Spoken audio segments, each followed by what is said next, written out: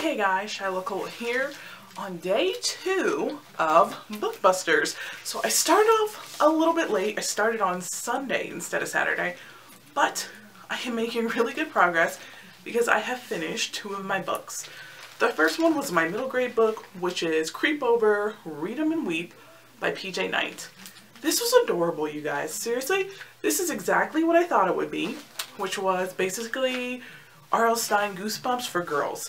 I actually really enjoyed it. It was cute. It was this great blend of spooky, creepy, kind of make you jump in your seat scary. I mean, if you were in the middle grade.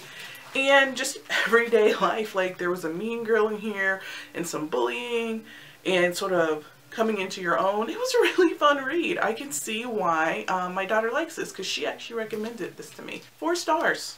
And then I have The Sleeper and the Spindle by Neil Gaiman, which was my book with magic. This is a really cool book. It was a fairy tale retelling and it mixed sort of Snow White and Sleeping Beauty, but it had really cool twists and the illustrations were amazing. So when you put them together, it was just a fantastic read. This was a great fairy tale retelling because it was more like a grim fairy tale, which was sort of refreshing because it went back to its roots. It had a very creepy fantasy vibe.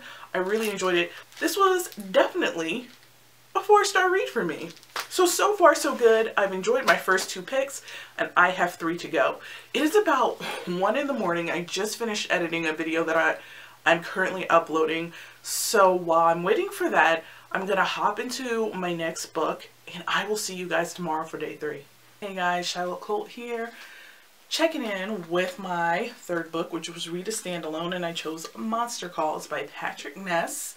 It is about 9 at night and I finally have settled down for all the ripping and the running. Mondays are always crazy hectic for me. I finished this earlier and I've just been kind of thinking on it.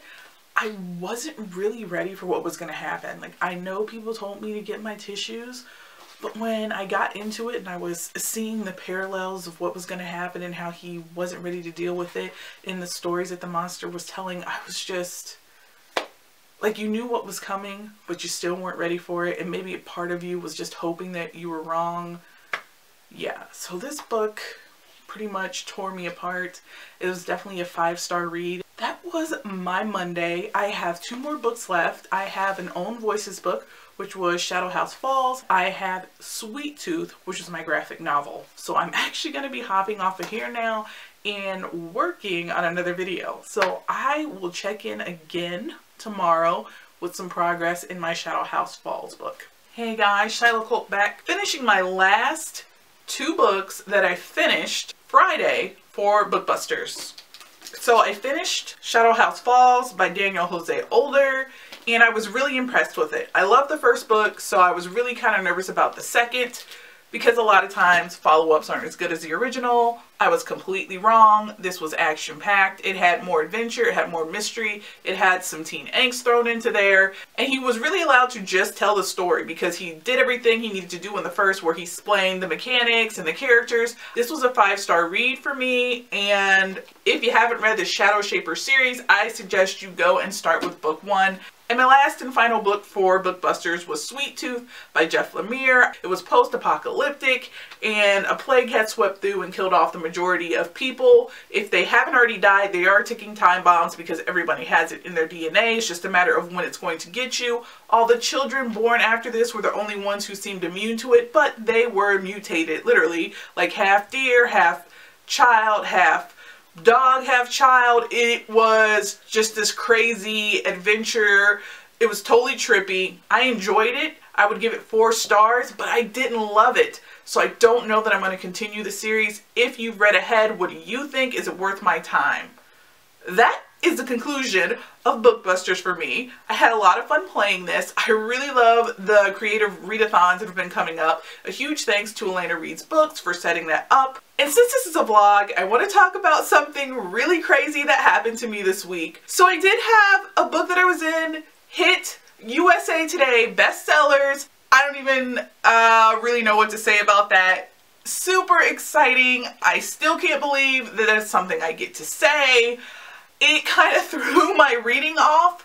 So I was scrambling a little bit in the end because I think I just walked around for a day, kind of in a daze. Also, I was ridiculously sick which is why this is coming out on Sunday when I wanted to get it to you guys sooner because of the Bookbusters. It's also why I'm going to go ahead and put my Get Graphics readathon in with this video. Go over the books that I read for Get Graphics. I went over Saints by Jin Luen Yang. This book was super deep. I was not expecting it at all. I knew that it was about a girl born in 1898 in China, so I thought it was going to be something I would learn more history and culture about. It was so much more than that. If you are not into religion or it bothers you, this is not the book for you. It explores the Catholic religion. It had a little bit of controversy in it. I really enjoyed it. I would give it 5 stars, but wow. It wasn't the quick, easy read I thought it was going to be because it was just really deep. I'll be thinking about this for a while now. If you read this, I'd love to know what your thoughts were. The next book I read was the Lovecraft Anthology, Volume 1, which was sort of a summarization of H.P. Lovecraft's stories come to life. It was incredibly interesting. I had never really read Lovecraft before, so this was my introduction into him.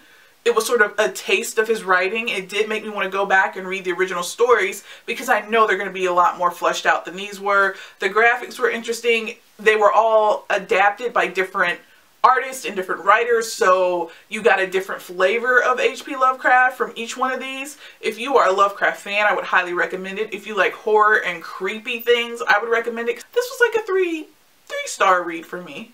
Then we have X-Men Origins Gambit. I love Gambit. He's one of my favorite X-Men. This was so fun. It was just sort of a look into his life. So it touches on things that if you're familiar with the comic verse, you know happened, and then it added a little bit of extra. I really like this. 5 stars for me. Then I picked up this because it's Halloween and it just seemed super appropriate. American Vampire, and it's by Scott Snyder, Raphael Albuquerque, and Stephen King. I'm torn on this. I like the way that they took one story and followed it through the years and did flashbacks. So you got this broad picture of just the same group of people. But I had to force myself to finish it because it just wasn't that interesting to me. There were things that I liked that were interesting, but overall it was like a really slow, clunky read, and it was like a 3-star. I did like the art. A lot of it was set sort of in the 1920s. I really love that style, and I appreciated seeing it come to life, but this one just didn't do it for me. Last and final read that I read for Get Graphic was Spell on Wheels by Kate Leth, Megan Levins, and Marissa Lewis? Lewis or Louise? I'm not quite sure. Now, I had seen Spell on Wheels before it came out, and I had been meaning to get it, but then life. So when I saw it, I immediately snapped it up. It was amazing. You have 3 girls, all from sort of different backgrounds. They're witches, and they have been tasked with making other witches so that their species doesn't go extinct. Well, the catch is you have to have magic in your blood and have a magical inclination. So it can't just be any random old Joe off the street. This is sort of like Supernatural turned on its head. You have 3 girls in a car chasing things down, solving mysteries, meeting people, but the monsters aren't the bad guys. So it was a really neat spin. I totally enjoyed it. I love the way that the women are drawn. I felt like it was such a realistic representation, which doesn't always happen in comic books. I will definitely be following along with this series if you like witches and supernatural and sort of mysteries and things to do with like the occult. This is definitely the series for you.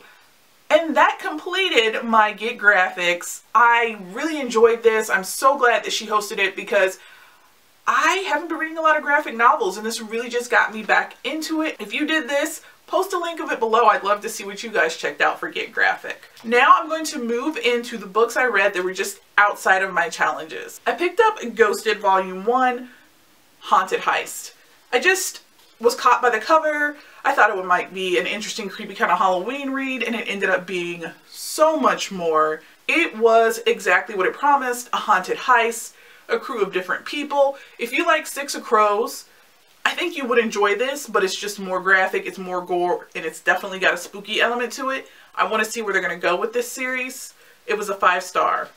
I also picked up Stephen King's The Stand Volume 1. It's been adapted to graphic novels.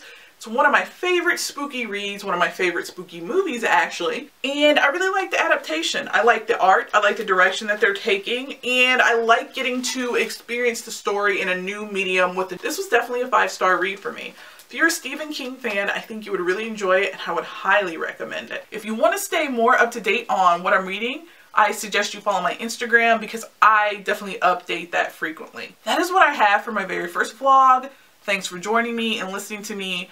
I will see you next time. Make sure you like and follow if you're into what's going on. See you later, guys.